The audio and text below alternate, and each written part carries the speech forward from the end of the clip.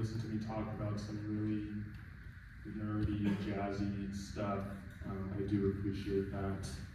My name is Brandon Mahawi. Everybody in the room already knew that, but just to introduce myself. Today I'm going to be talking about big band and specifically realizing and transgressing or going against composers' intentions in big band performance practices.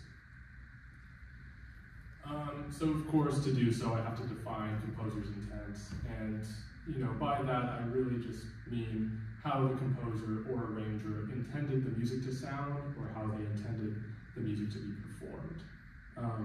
And in orchestral settings or in operas, interpreting the composer's original intent is really a significant role of the conductor or the director, because there's not recordings, so they do have to interpret what did Brahms really want the music to sound like just from the scores.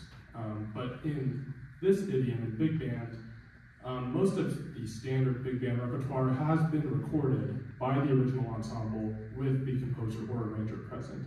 So there's not really much interpretation of the score musically that has to be done. We have recorded evidence of what the composer wanted.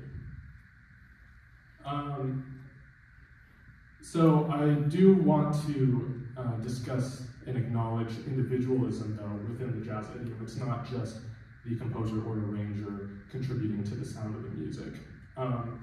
The sound of the music is inextricably linked to the ensemble and the band members and the individuals who are performing it. And the composer or arranger, what we attribute to their sound or their style is linked to the musicians who would play their music. And oftentimes, the composer or arranger would write for specific musicians in the ensemble. Ellington would famously write his band members' names at the top of their parts as opposed to their instrument. And so he obviously intended for those specific people to perform the music. So because interpretation of the score is not really a necessary task for the conductor or director in this idiom, in this context, the director can focus more on interpreting the composer's philosophy behind the music. So just as a little thought experiment or an example, if the Vanguard Orchestra in its current state were to perform a set that was dedicated to Duke Ellington, playing the music of Duke Ellington, and if I could miraculously bring Duke Ellington back to life and bring him to the stage and work with the band, is he going to ask Dick Oates to sound like Johnny Hodges? And for a prolific composer who wrote for specific musicians who really valued the individualism within this context, I personally don't think that he would ask Dick Oates to sound like Johnny Hodges the same way that we commonly do as directors in front of an ensemble. Hey Chris, can you play that more like Johnny Hodges? When in reality, perhaps Duke's philosophy would have been like, actually Chris, can you play that more like Chris? And so that's sort of where we can get into what the director can interpret by what the composer intended the music to sound like. Not necessarily how it was recorded, but the philosophy behind the music. So is it the job of a modern lead alto player to imitate Johnny Hodges? Or is it the job of a guitarist to play like Freddie Green, or the drummer to play like Mel Lewis? Or do we want them to sound like themselves? That's sort of up to you if you're in front of the band. So in terms of what implications this thought experiment has for big band, I think arguments can be made either way for adhering to the composer's intentions or not. Now, I'm not in any position to say one position is right and one is wrong, but I think what's important is just opening the conversation to this discussion.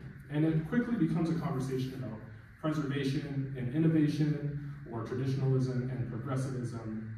And we can push both of these ideas super far. An example I like to use is that some Baroque or medieval ensembles will go so far as to use period-accurate instruments to perform the music because that's what it was supposed to sound like, or that's what they think it was supposed to sound like. I think even the most traditionalist jazz musicians would consider this probably a step too far, but I think instrumentation is something that we do think about. If we're performing an Ellington chart that was recorded with Juan Tizal, or any chart featuring Bob Brookmeyer, is it okay that there's not a Ralph trombone in the sound of the ensemble? Because it is slightly different from the slide trombone. What about the type of guitar your guitarist uses? What about amplification when playing some of this more historic music? I'm not saying it's right to go against what the composer intended or what was historically correct, or to, realize it fully, but I just think it's something that should be thought about.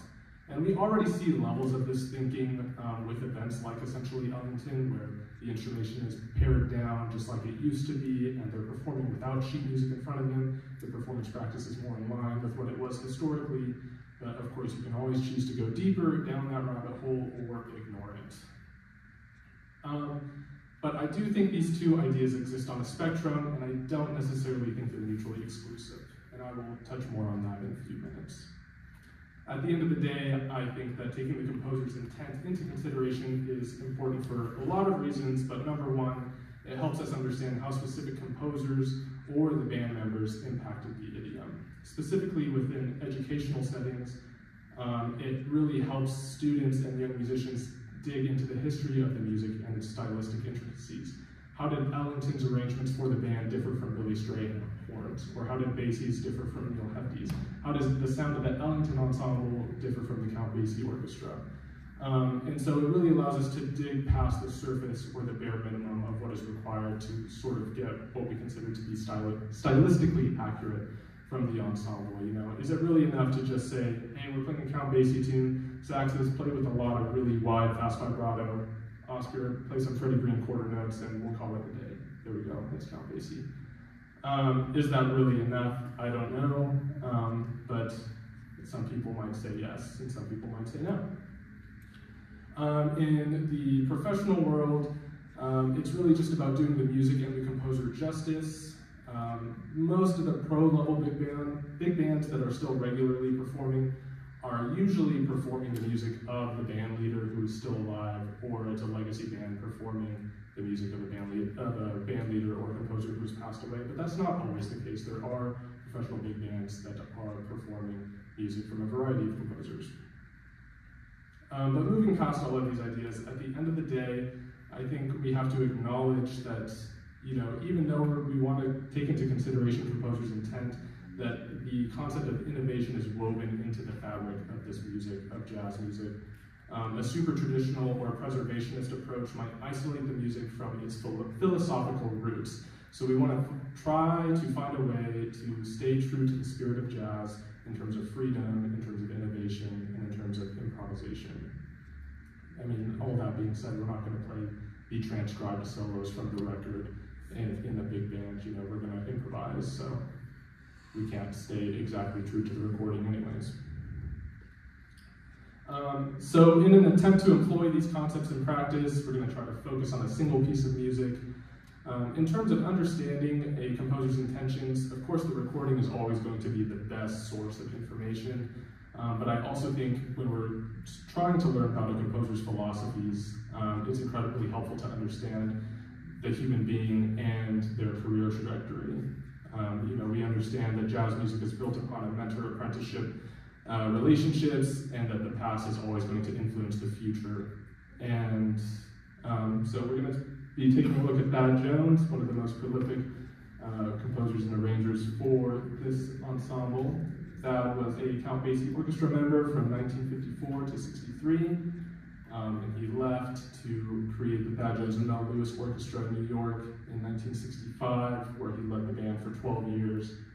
Then he moved to Copenhagen, led the Danish Radio Big Band in 1979, and then upon Count Basie's death in 1985, he left Copenhagen and returned to the US to lead the Count Basie Orchestra in lieu of Count Basie himself, but unfortunately died just a year later in 1986.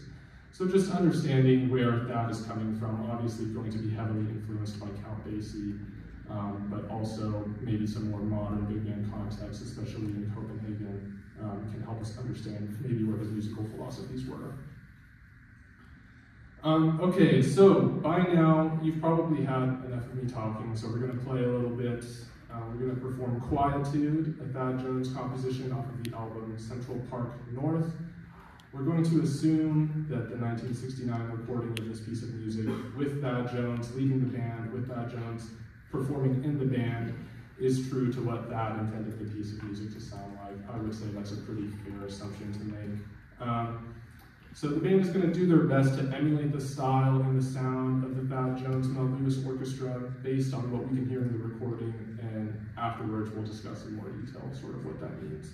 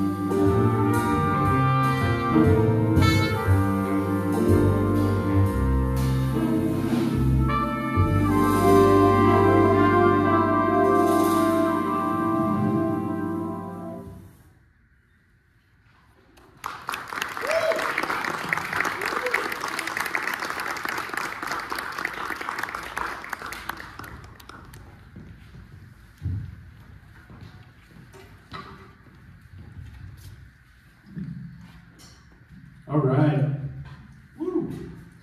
So there is a lot to break down there, and obviously there's an incredible amount of information that's written into the sheet music itself. You know, melodies and harmonies that Thad wrote, especially the winds and the chord progressions, are inherently portraying the musical style of Thad Jones, and all of that information is going to be directly on the page. But there's even more that isn't going to be written on the page, especially with like this piece, which was written for and recorded by a regularly performing professional ensemble. Just like a very specific example, both the handwritten score and newer transcribed adaptations at the top of the chart write to feel for the bass, and that's about it, with some notated specific note choices. But if you listen to the recording, Richard Davis, who's the bass player on the recording, is clearly filling in a lot of the space in between on the longer notes of the melody very soloistically. And I wasn't in the room, but that, you know, whether or not that was Richard's choice or if Thad asked Richard, hey, can you fill in on those long notes on the melody? No matter who made the decision, it made it onto the record. And I don't think if Thad didn't like it, he probably would have told Richard, hey, just play what I wrote, just play the two feel.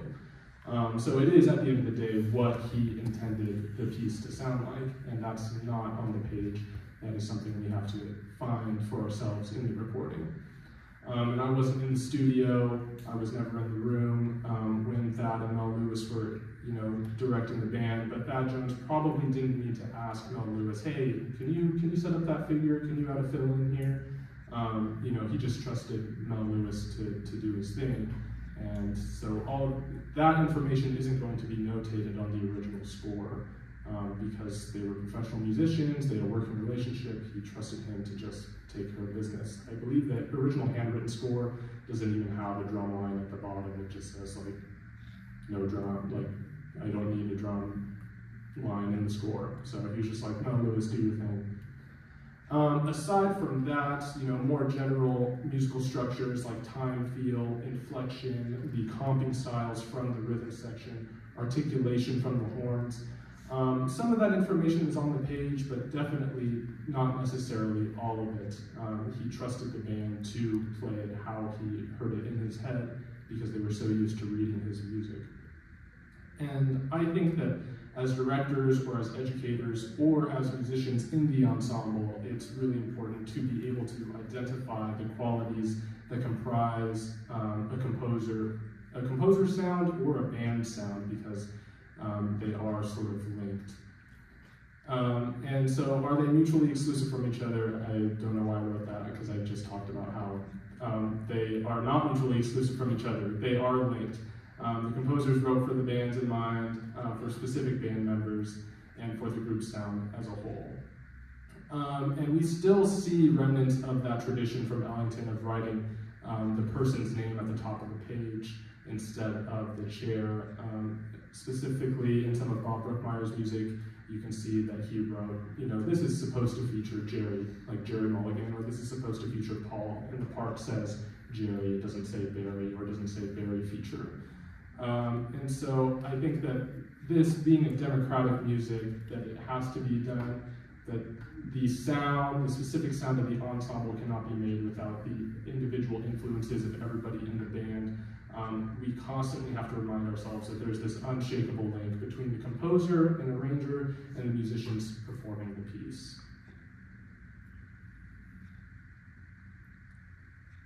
So this sort of exploration of composer's intent within this idiom provides us with an interesting thought experiment. What if we, as jazz musicians, could approach classic big band literature the same way that we approach jazz standards? We don't even come close to performing American Songbook or Broadway tunes the way the composer intended them.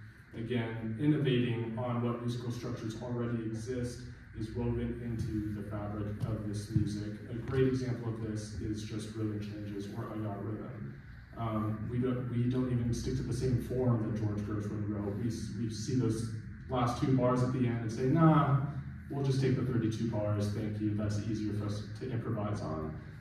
So we're constantly saying, hey, I like this, I'm digging into it, I'm studying it, and now I'm going to make it my own. And ideally, before this innovation is made, like I said, we've already had a deep study of the source material before we try to alter it, which is why I think realizing the composer's intent is important in this practice. Now, the practice of studying the source material has probably changed a little bit over time for jazz musicians, as what we consider to be the source material sort of changes hands or moves forward in time. If I'm trying to learn rhythm changes as a jazz musician to perform it, listening to George Gershwin's I Got Rhythm is only going to help me so much, because the way it's traditionally performed for us is not the same as the source material. So we're going to listen to Sonny Rollins, and therefore the source material in that context has sort of changed hands or moved forward in time. But generally, the practice still stands. We're going to study the music pretty deeply before I say, hey, let's play rhythm changes in 7/8 or something like that. We don't do this with big band music in terms of innovation or making it our own, but I don't think there's any reason that we can't. We tend to view orchestrated music as being very stagnant, but it doesn't have to be. And so we're using Thad's music as a vehicle for this concept because it's a little bit convenient as a starting point. He lands somewhat in the center of a composer lineage. And while what's on the slide is a vast oversimplification of what is a complex network of influences and mentorship, I think the underlying lineage presented here is still significant. We have Basie and Hefty, who obviously influenced Thad and played in their band for 12 years. And then moving on to Bob Brookmeyer, who did study with some prolific classical composers, but played in Thad Jones and Mel Roos orchestra and wrote for that ensemble quite a bit, so has that sound in his head. And then Bob became a huge mentor for some of the most significant modern day big band composers like Maria Schneider or Fred Sturm, or people sort of that school of thought in terms of this idiom.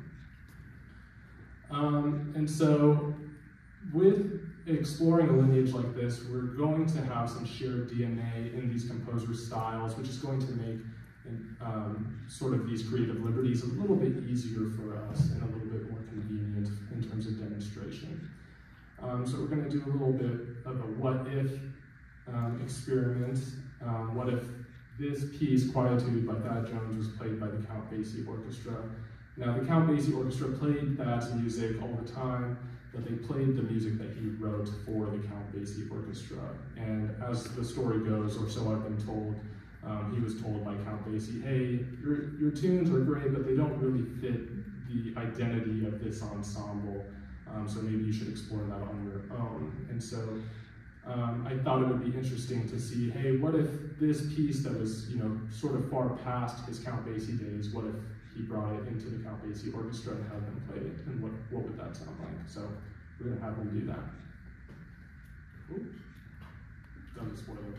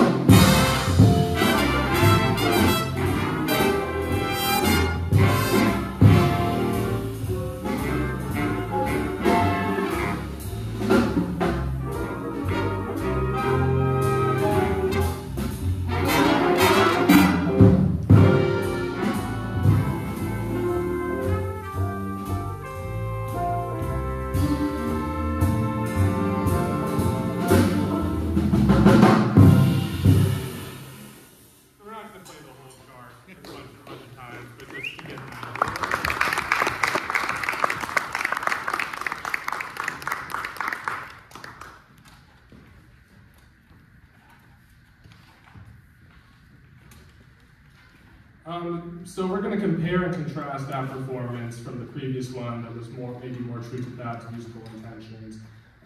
Now, because that and Basie are so closely related, there's not a whole lot that changes, but I'm going to try to identify the musical structures that can be altered and that can't be altered realistically when performing this sort of exercise.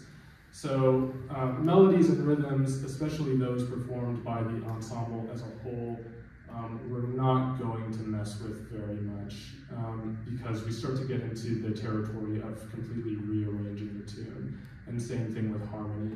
If we were going to re-harmonize this piece of music, we're now in the territory of rearranging it, and that would be Quietude, composed by Thad Jones, arranged by Brandon Mahaui, which is not necessarily wrong, but not what I'm going for. I don't want to do any re-notation. And that would require re-voicing the horns, and of course I could re-voice that shout section to sound more like Count Basie or more like Neil Hefti, but I'm trying to avoid that and just focus on structures that are easier to alter. I put an asterisk next to harmony because there are areas where we might mess with the harmony a little bit. The only areas where I would personally do that are solo sections or areas designated for improvisation. And this likely happens in the moment anyways with chord substitutions while a horn player or while somebody in the band is improvising. They're not necessarily always going to be playing exactly the chord changes that the composer wrote in the moment. They're going to take creative liberties because that's what jazz musicians do. So these are sort of the musical structures that are set in stone for this piece of music, at least in particular. But there are a lot of musical structures that we can play with. First one, we don't necessarily have to adhere to the written tempo or the tempo in which the composer intended. Counting that off, I counted it off a little slower, hoping the band would change their swing feel a little bit to be a little tighter. Articulation, we can play with without any, massive re-notation. We can play different dynamics from what's written on the page, and of course, a good band already plays dynamics that aren't on the page, but we can perform dynamics that are different from what the composer intended. So we tried to get one of the Basieisms of the real element of surprise, real soft to real loud, on the spur of the moment. We can mess with the style or feel, and this is a big one because a different groove can completely change the identity of a piece of music. It doesn't necessarily mean it will work well, but it is a possibility to think about nonetheless. Form is tricky, that's why it has an asterisk, but it can definitely be altered. And when you think about it, this is actually something that band directors in educational settings do all the time. We open up solo sections, and that's an alteration to the form from what the composer originally intended. You can also add a solo introduction, you can add a vamp at the top or at the end. or you can completely alter the form of a solo section without, if there's no backgrounds or cutting the backgrounds. I think that's all fair game, and that completely alters the form of the piece and the composition as a whole. And instrumentation can be played with a lot, even without writing new parts. This is also something, if you think about it, that band directors do all the time for purposes of inclusion, getting as many students to play in the ensemble and experience what it's like to be in a jazz band, even if they don't play one of these instruments. But this can also be done intentionally and creatively. Maria's band, in its current iteration, has an accordionist at all times, playing on all the charts. You could add an accordion, hand him a piano part, and say, do your thing, or a guitar part. We can add a vocalist to read one of the horn parts, or strings to read some of the horn parts. We can use electronic instruments instead of acoustic ones, or vice versa.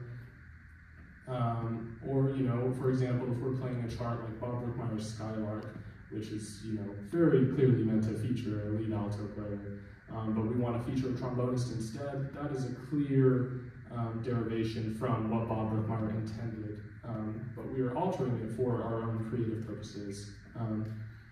And so it's important to understand that choices like that transgress or go against what the composer originally intended.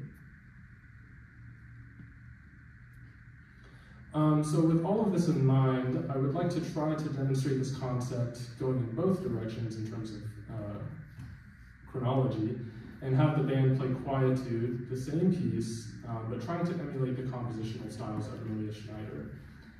This, as you can imagine, will require many more alterations to the original piece and stray further from maybe Thad's original intent. This can be challenging because, again, so much of Thad's musical identity is written into the composition, but we are going to do our best.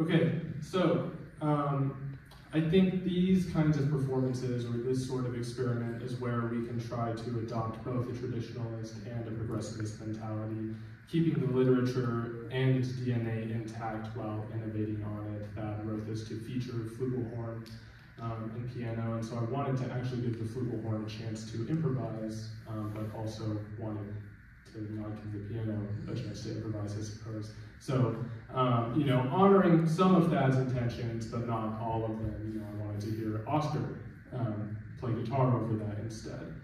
And I do want to acknowledge the risk here of stereotyping a composer's style.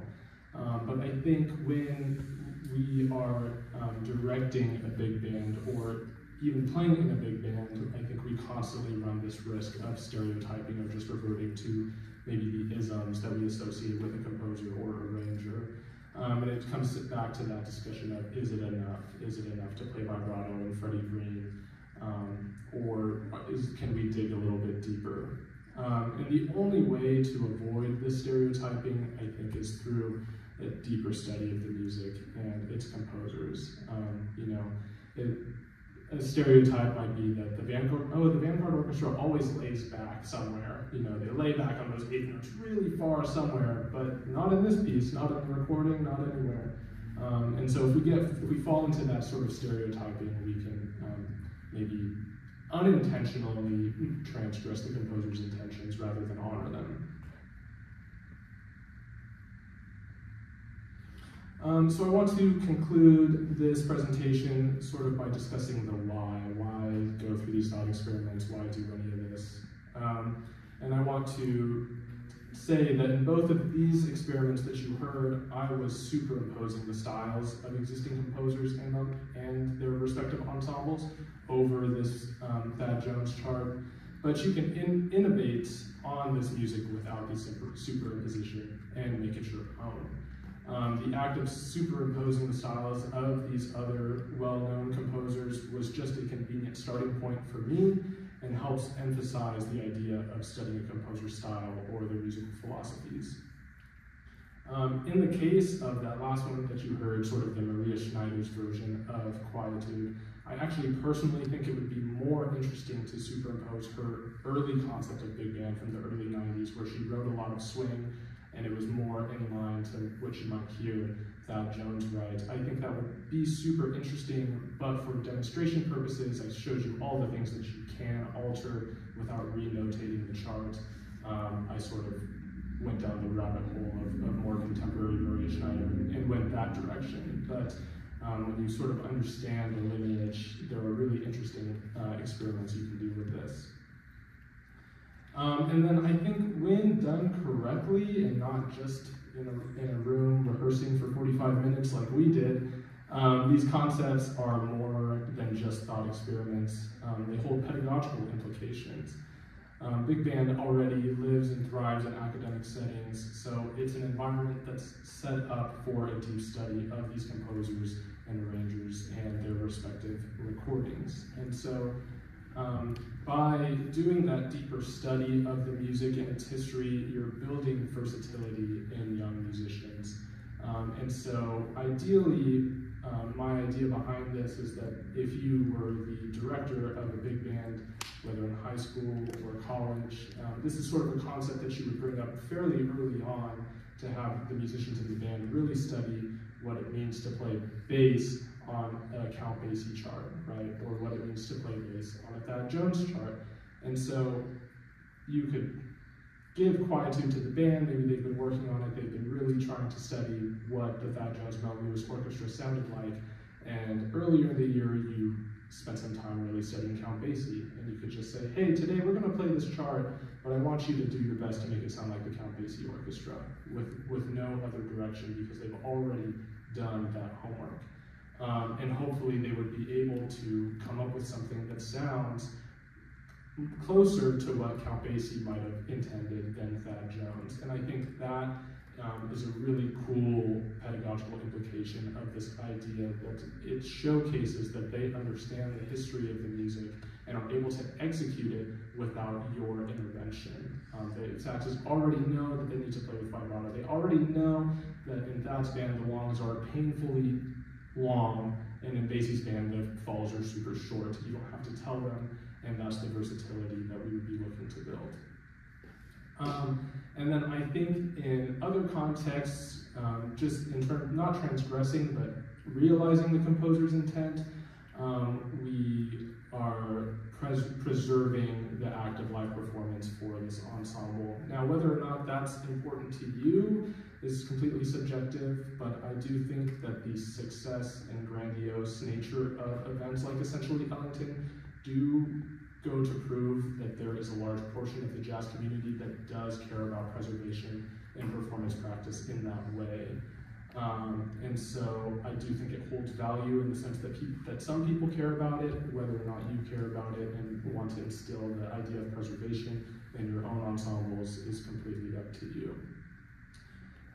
Lastly, I think that this practice can sort of validate this idiom as being jazz, and I'm in no position, I'm in zero position to validate any music as being jazz or Black American music. That is not my story to tell. But I think that treating big band literature as music that is malleable in the same spirit of jazz, using the same philosophies, the idea of freedom, of innovation, and improvisation, can help maybe some of the naysayers see that this is a music to be studied and innovated upon and treated like it's part of the jazz idiom and not separate. I can see why some people may have that perspective if you just pass out the music in a high school and you read the music as it's written on the page and then you perform it exactly the way it's written on the page. That is sort of sidestepping all of this tradition of innovation and improvisation and freedom, but we can sort of circumvent that and bring it back and instead of isolate it. And that is it. I have time for questions. I would like to introduce everybody in the band, at least by first name, really quick. Thank you so much. Aren't they great? Yeah. We've got John on piano. You can save your applause to the end because there's like 25 of them. John, Oscar on guitar. We've got in the sax section from left to right, AJ, Antonio, Chris, Gilbert, and Glynis. In the trombones from left to right, we've got David, Keelan, Connor, and Mateo. In the trumpets, we've got Jordan, Carlos, Ethan, and Cesar. And then on drums, we've got Jonah Shin, and on bass, Michael Islas.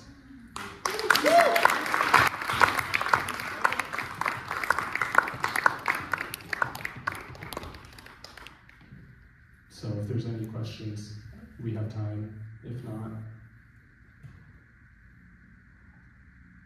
yeah, James. I have a question. Yeah, what made you want to pick this topic for this? It started from a point of just realizing the composer's intent and staying true to the recording at first. But then pretty quickly evolved after a conversation with Tina saying, well, in jazz, when you write a piece of music and you give it to someone else to play, like it's now their turn to make music out of it, right? And so I think we do that with big band, but not to the same level, not with the same intentionality. And so I think just the idea of digging deeper, if you're going to play this music, do it justice, do your homework, learn what the composer intended, but then if you so choose, innovate on it and keep instilling that spirit of jazz within.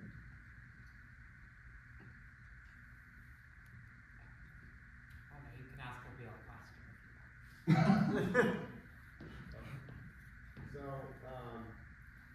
I guess it seems like you're trying to posit the idea that there is an individualistic persona from band to band, or from band leader to band leader. And you're trying to bring that aspect, into a much more of a corporate type of mentality. Would you say that is some of the goal here? Yeah, I think it also just approaching it this way gives the person in front of the band, or the people in front of the band, or the people in the band, a goal other let me play the parts exactly like the recording, and then I will take my solo, right?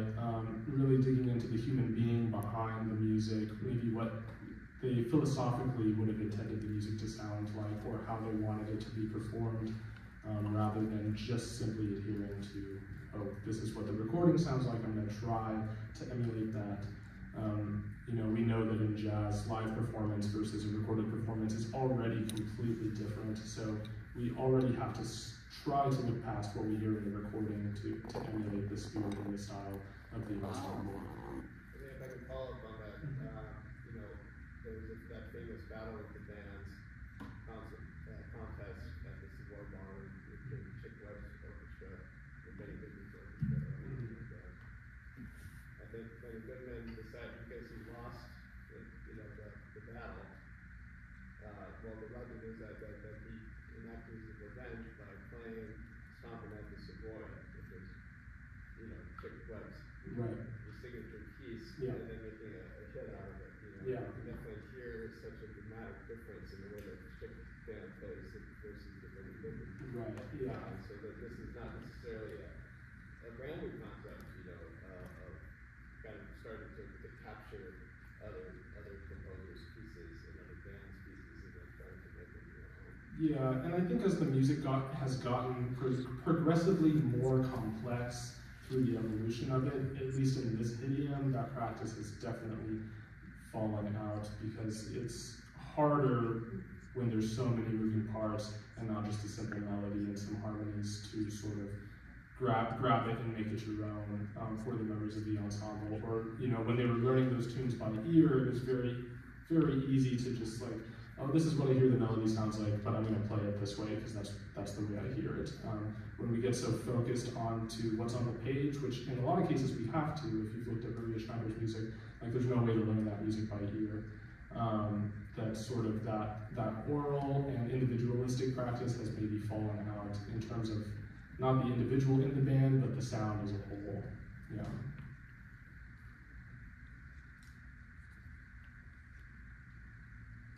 That's it. Okay. Do you want to ask your question? I mean, just as a lay person, because you're saying, I guess that jazz and big band are considered different things, and to my ears, I'm like, at least I was like, oh, are they? Do people consider them like really different? Yeah, in the jazz community, yes, yeah. And I guess, not to waste your time, but No. why is that? I guess, or what's the argument against it being considered jazz?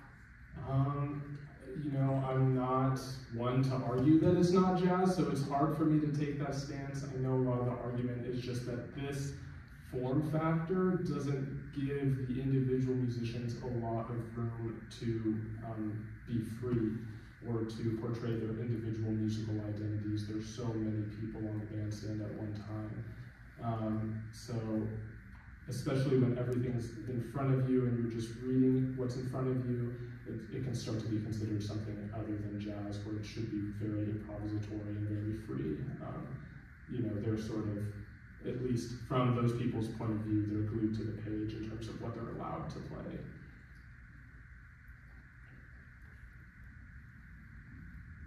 All right, well, if there's no more questions, I'm going to be done.